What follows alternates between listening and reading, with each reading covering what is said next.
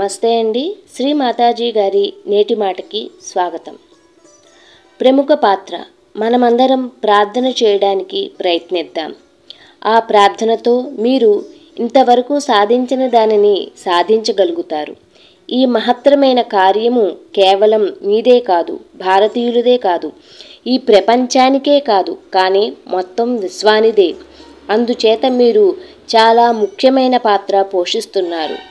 మీరు జీవితం యొక్క స్వచ్ఛతను పెంచుకోవడానికి ప్రయత్నించాలి.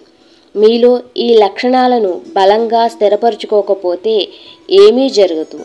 మీరు దృఢంగా సహజయోగానికి అంకిత తత్వంతో ఉండే విధంగా మీరు ఉండాలి.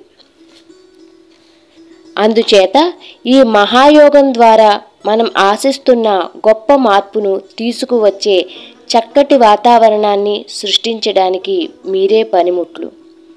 ఈ ఆహ్లాదకర వాతావరణాన్ని సృష్టించే విత్తనాలు మీరే. దీని గురించి అనేక మంది చెప్పారు. ఈ విషయాన్ని మీరు అర్థం చేసుకోవడం చాలా ముఖ్యం. అమృత సాగరాలు మీరే. మనం ఎవ్వరిని నొప్పించని రీతిలో, బాధించే విధంగా కాకుండా సున్నితంగా, మృదువుగా, మాధుర్యంగా మాట్లాడాలి. మీరు ఎందుకు అరవాలనుకుంటున్నారు? నిశ్శబ్దంగా ఉంటూ నిశ్శబ్ద స్థితిలో అర్థవంతంగా ప్రతి పనిని చేయండి. ఎందుచేతనంటే మీరే అమృతంతో నిండిన సముద్రాలు. ఆ అమృత ధారల గురించి మాట్లాడేది మీరే. అమృత సాగరము మీరే.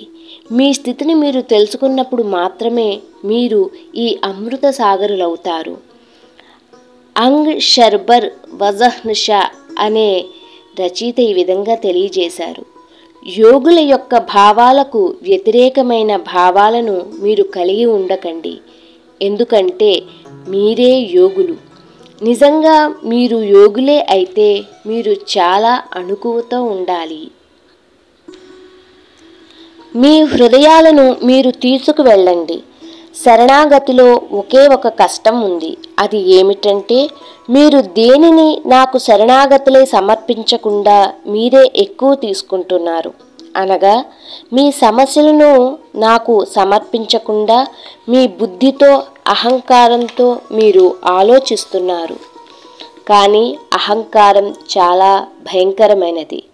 అహంకారమును మీరు స్పష్టంగా చూడగలరు కూడా. దానికి అంతమనేది లేదు అని మీరు అనుకోవచ్చు. మీరు గొప్పవారైనప్పటికీ లేక మరొకటి అయినప్పటికీ భగవంతుని దృష్టిలో మాత్రం అందరూ మానవులే. భగవంతునికి వాస్తవానికి మధ్య ఉన్న సంబంధంలో వీటన్నిటికీ విలువ ఏమిటి?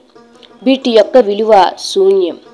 మీరు సాధించినవి మీ అహంకారం, ఇవన్నీ ఉండి ఉపయోగం ఏమిటి?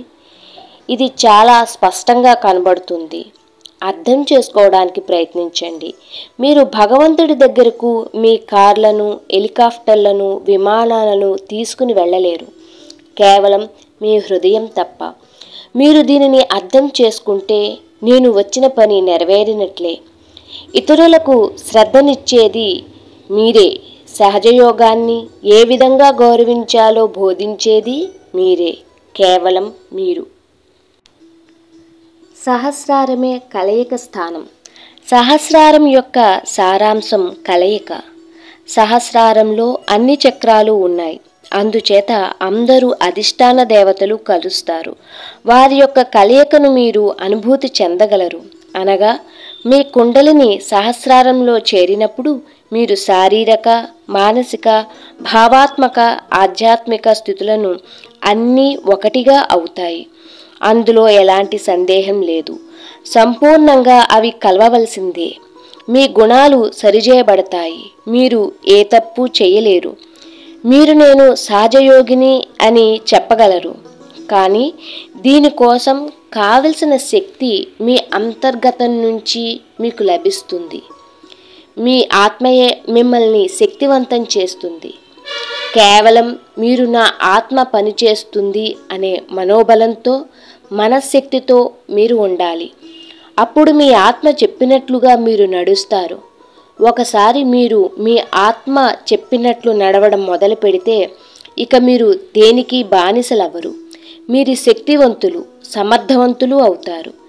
ఎంత చక్కటి సమర్థవంతమైన శక్తివంతులుగా మీరు ఉంటారు అంటే మీరు ఏ అపోహలకు తావు ఇవ్వరు.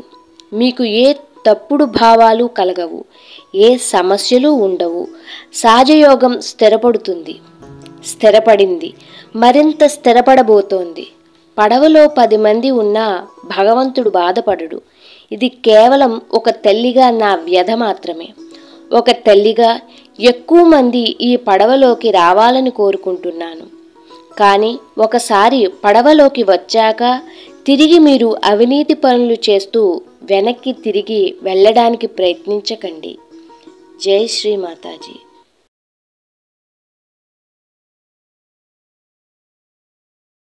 ఆత్మీయ గోదావరి ఛానల్ను సబ్స్క్రైబ్ చేయండి, లైక్ చేయండి, షేర్ చేయండి.